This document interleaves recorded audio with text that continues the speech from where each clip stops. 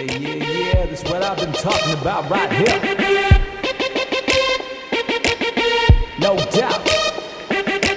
Future solutions, fencing outdoors. Clip of the day, man. I'm Dave Gatto. I'm your host from the East Coast, man. Burn your ears and toes. Let's go.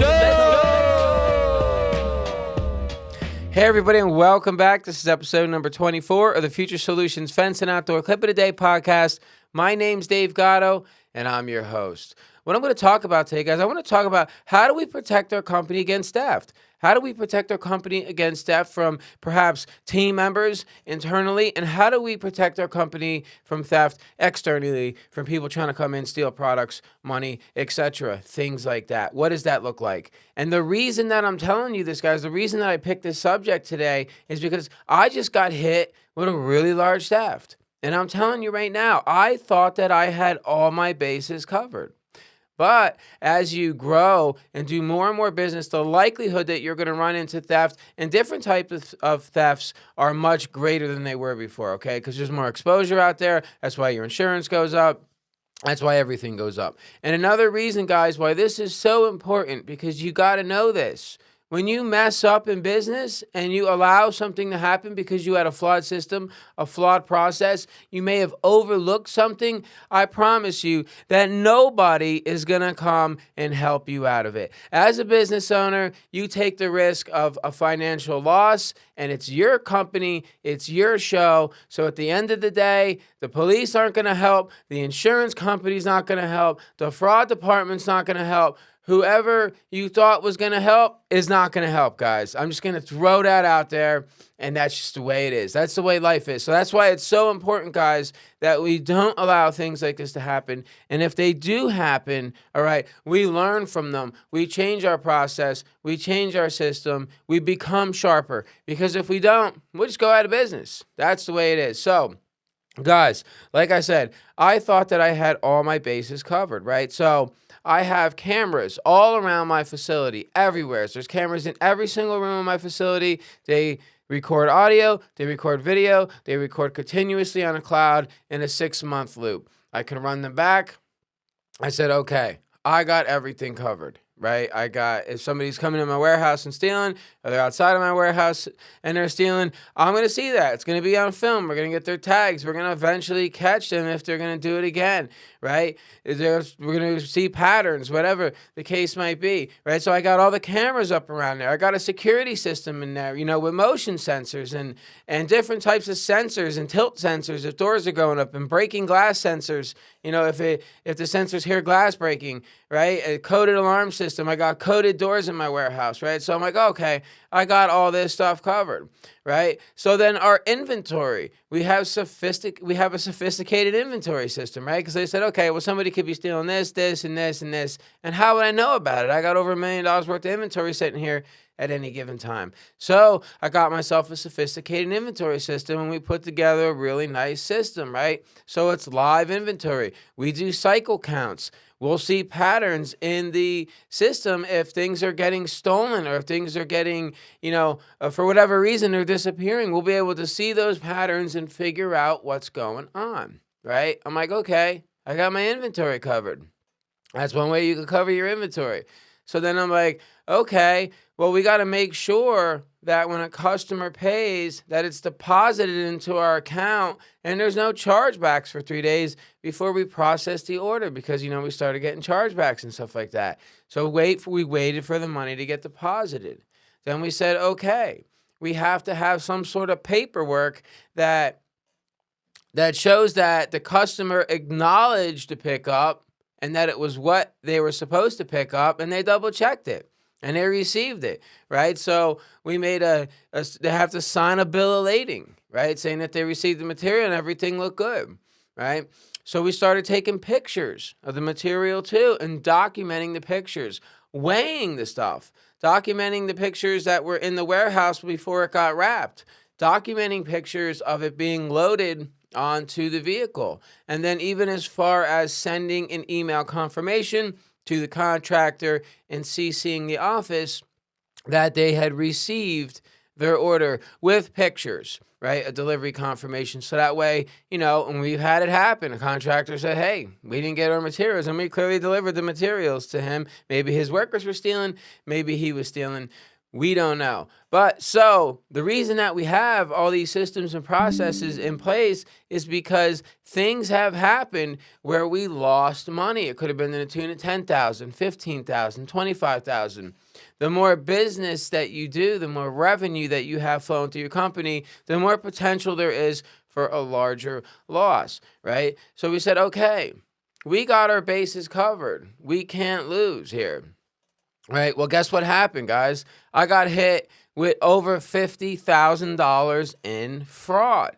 Right. And I said, oh, well, the bank's going to protect me against that. The insurance company's going to protect me against that. The cyber riders, the cyber fraud people are going to protect me against that. The QuickBooks portal where the fraud happened to is going to protect me against that. They're going to give me my money back. Well, that's not the way it works, guys. Because you know what? At the end of the day, like I said, as a business owner, you are responsible. That money was taken out of my account and put back where it needed to go after we had shipped the products. So let me just tell you guys how the fraud happened, right? I don't want to dwell too much on the actual fraud that did happen. Guys, it happened. It's not the end of the world. We have a new system and process in place. But basically, we do a lot of phone sales. So people from New Jersey, New York, Delaware, Maryland, Washington, D.C., etc. will call us up and say, hey, do you guys sell fence? Yes, we do. Send us a drawing. Send us a takeoff, and we'll give you an estimate. So we get all their information. They send the stuff to us. We put the takeoff together. It goes on to a proposal that's electronic. We send it, and they can sign with a digital fingerprint. It's a whatever. It says it's a fingerprint, but it's just really a thing that you click that serves as a signature, sort of like DocuSign.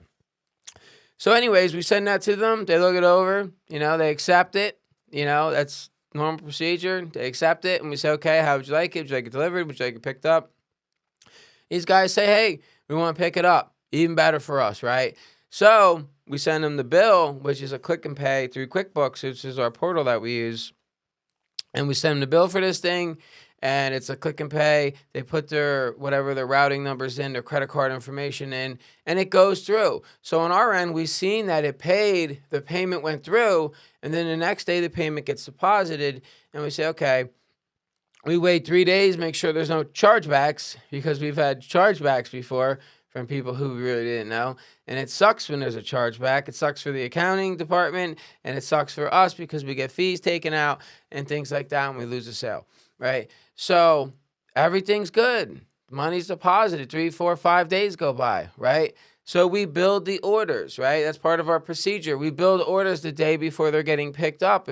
As if we built ahead, there wouldn't be anywhere to move inside or outside of our warehouse, right? So our flow is pretty tight with that. It's a one-piece flow with our delivery.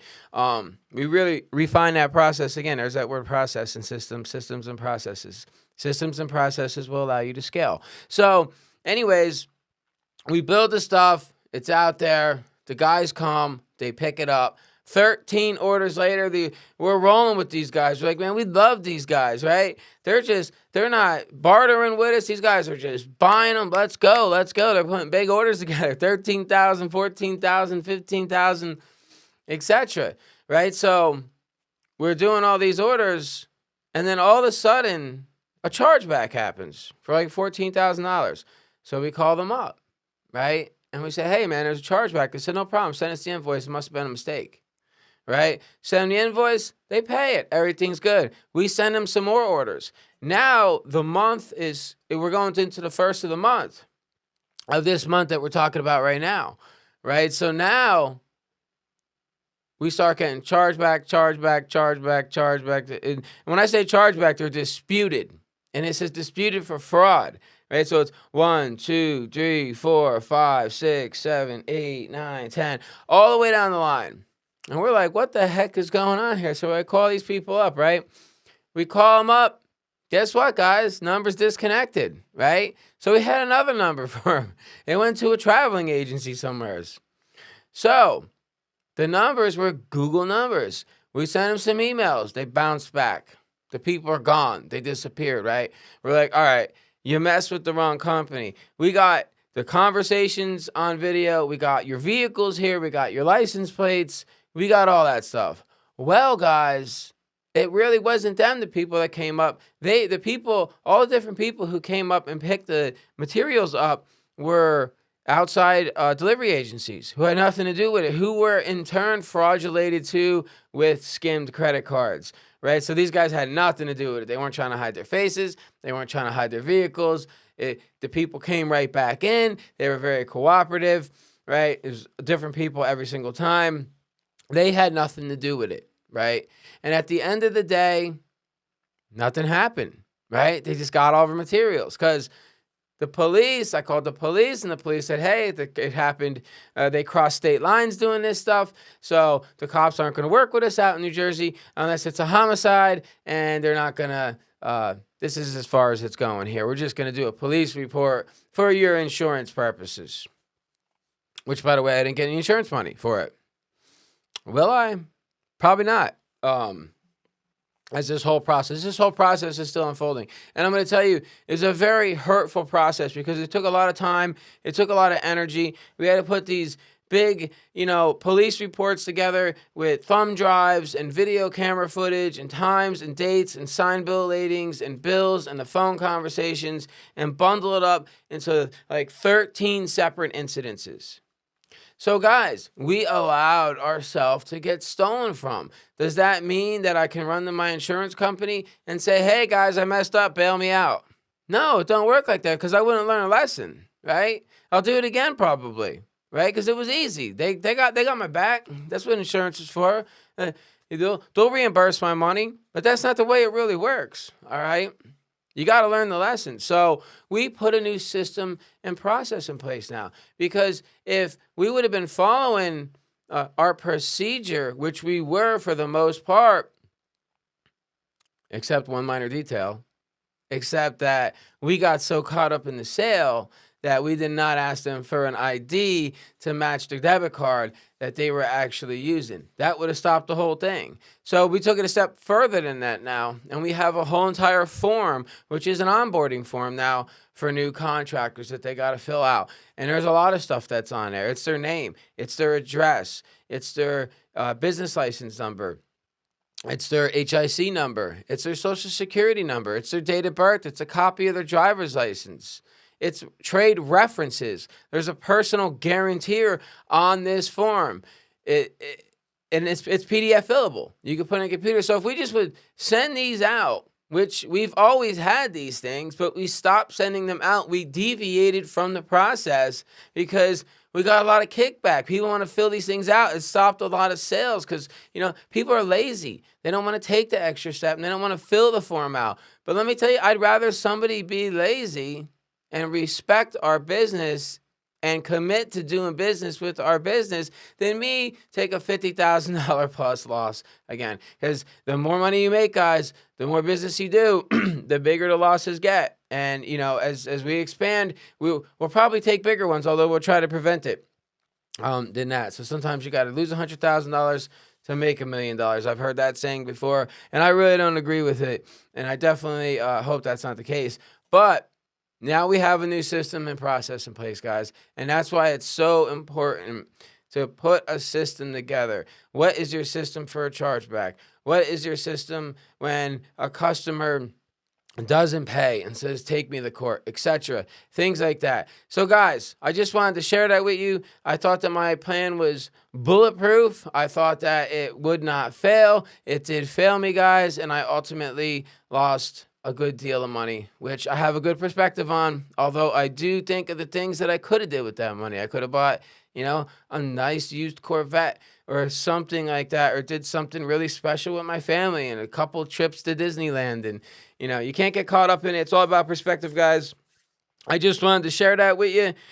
Be careful. Protect your company, guys. You're the one that's ultimately responsible. Nobody's coming to your rescue. That's all I got, guys. If you got something out of this, please like it, share it, and subscribe to it.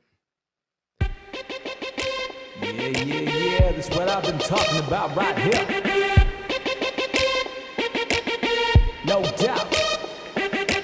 Future Solutions, fencing outdoors. Clip of the day, man. I'm Dave Gatto. I'm your host from the East Coast, man. Burn your toast. Let's go.